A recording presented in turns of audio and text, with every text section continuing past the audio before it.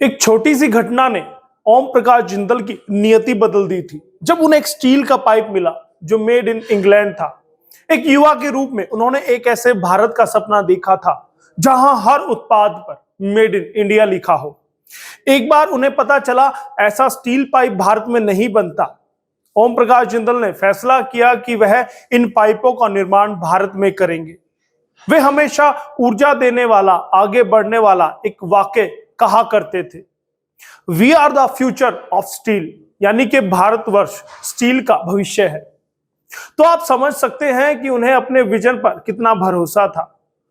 भारत को इस्पात उद्योग के हर क्षेत्र में आत्मनिर्भर बनाने का उनका दृष्टिकोण था, जिसने उन्हें भारत के स्टील टाइकून में बदल दिया। व्यवसाय की बुलंदियों पर ओम प्रकाश जिंदल पहुंचे, पूरी दुनिया में उनका डंका बजा। इसके बाद राजनीति में आए और फिर कैसे भारत का यह सूर्य यकायक अस्त हो गया। आज बताएंगे आपको इस एसएनए में, बताएंगे कैसे वो समाज सेवा में, राजनीति में, व्यवसाय में सबसे अव्वल थे और आज भी उनको याद किया जाता है।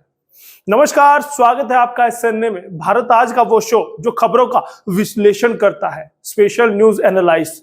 वो खबरें वो होती हैं जिन्हें आप जानना चाहते हैं, वो स्टोरी, वो कहानियां, वो किस्से होते हैं जिन्हें के पीछे की सच्चाई आप समझना चाहते हैं।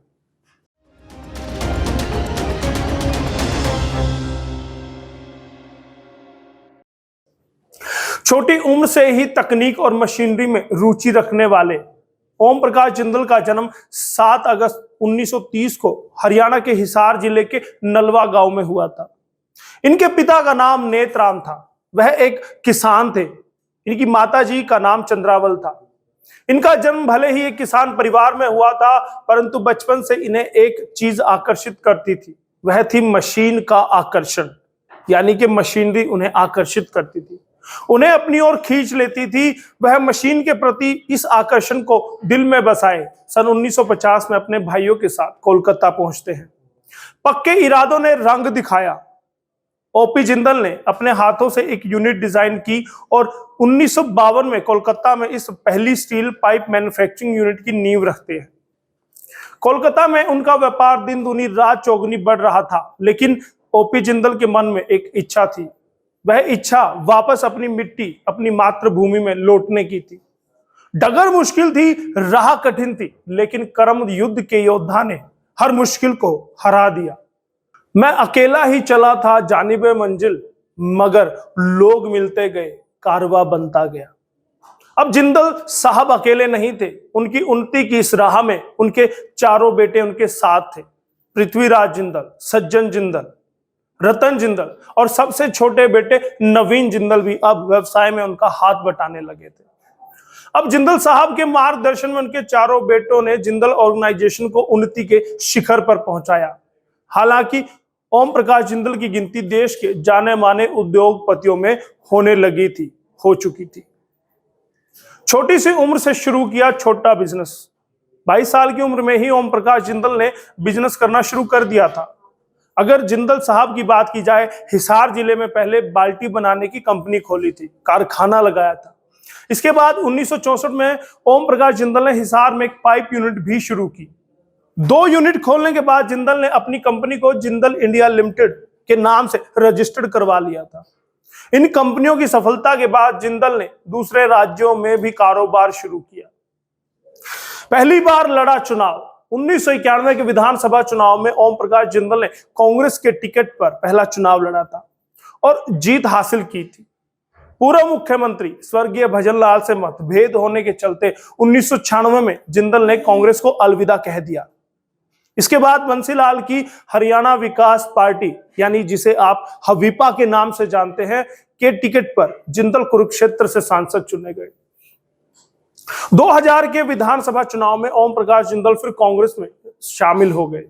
जिंदल को कांग्रेस ने हिसार सीट से उम्मीदवार बनाया और वह जीत हासिल करने में कामयाब भी रहे। 2005 के विधानसभा चुनाव में भी जिंदल हिसार सीट से जीत हासिल करने में कामयाब रहे। ओम प्रकाश जिंदल की राजनीति। नेताजी छोटे स्तर की राजनीति में फैले करप्शन से बहुत आहत थे, भ्रष्टाचार को खत्म करना चाहते थे और इन्हीं उद्देश्यों की पूर्ति के लिए शुरू हुआ उनका राजनीतिक संघर्ष।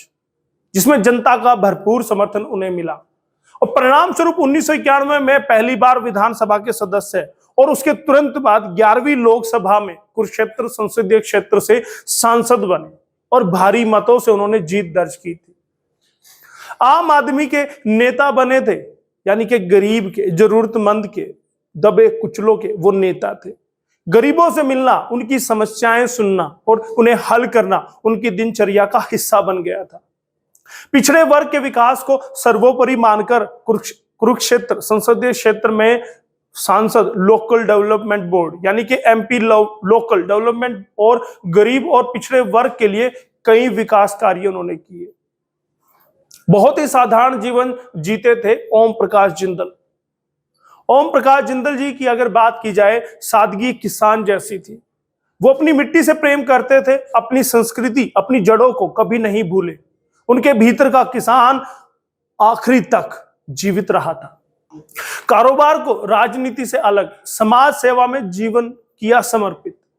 ओम प्रकाश जिंदल का लक्ष्य समाज और देश की सेवा करना था। वह हमेशा आम इंसान के दुख दर्द के भागीदार बने। वह हमेशा गरीबों की सेवा में तत्पर रहे। इसकी शुरुआत उन्होंने अपनी जन्मभूमि हिसार से की। एनसी जिंदल चैरिटेबल ट्रस्ट के चेयरमैन वो रहे।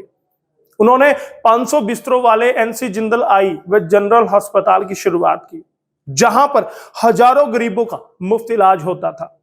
शिक्षा को उन्होंने हमेशा बहुत महत्व दिया।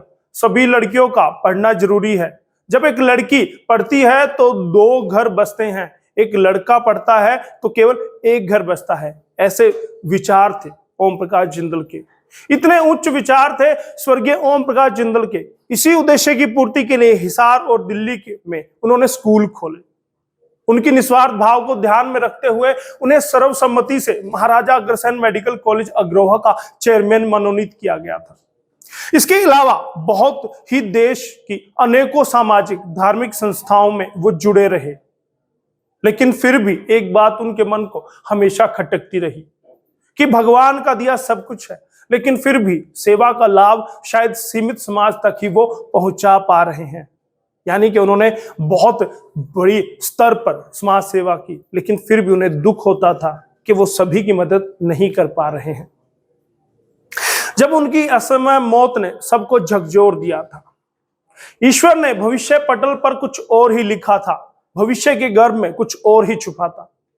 31 मार्च 2005 की सुबह एक हेलीकॉप्टर दुर्घटना में ओपी जिंदल की मृत्यु हो जाती है।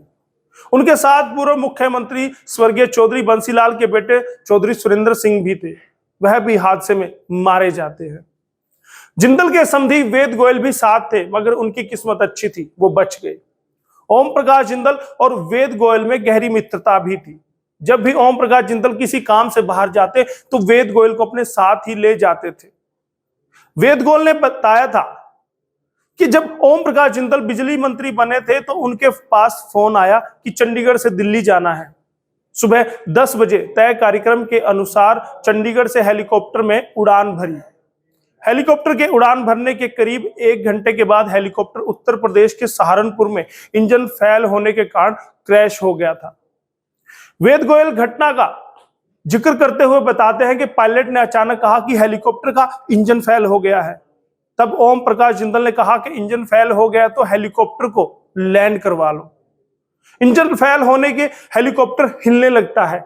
इसी दौरान चौधरी सुरेंद्र सिंह का हार्ट फेल हो जाता है और उधर ओम प्रकाश जिंदल कभी सीट बेल्ट नहीं बांधते थे और उस दिन वेद गोयल ने भी सीट नहीं बांधी थी। ओम प्रकाश जिंदल का सिर हेलीकॉप्टर की खिड़की से जोर से टकराता है, जिसके कारण सिर से खून बहने लगता है और उसके बाद हेलीकॉप्टर तेज गति से नीचे आया और क्रैश हो गया। और ये सब बातें जिंदा बचे वेद गोयल ने बताई थी और ओम प्रकाश जिंदल हादसे में चल बसते हैं। ओम प्रकाश जिंदल का निधन हो जाने के बाद कांग्रेस ने उनकी पत्नी सावित्री जिंदल को कांग्रेस से हिसार सीट से उम्मीदवार बनाया, यानी कि उनको हिसार से कांग्रेस का उम्मीदवार बनाया। सावित्री जिंदल उपचुनाव जीतकर पहली बार विधानसभा पहुंचते हैं। ओम प्रकाश जिंदल का ही प्रताप था कि उनके जाने के बाद भी उनकी विरासत को संभालने के लिए उनकी पत्नी, उनके बेटे आगे आए। एक बार उनके बेटे सज्जन जिंदल ने कहा था, मुझे हमेशा गर्व है कि मैं सज्जन ओम प्रकाश जिंदल हूं। मेरे पिता मेरे हीरो। हरियाणा के एक किसान का बेटा भारत का सबसे बड़ा उद्योगपति बन गया। यह उनकी दृष्टि, धैर्य, कड़ी मेहनत और साहस की अनोखी कहानी है। और भारत आज ऐसी सच्ची और मजबूत शख्सियत को श्रद्धांजलि देता है। बहुत बहुत धन्यवाद। आज का यह सैन्य आपको कैसा लगा हमें जरूर बताइएगा।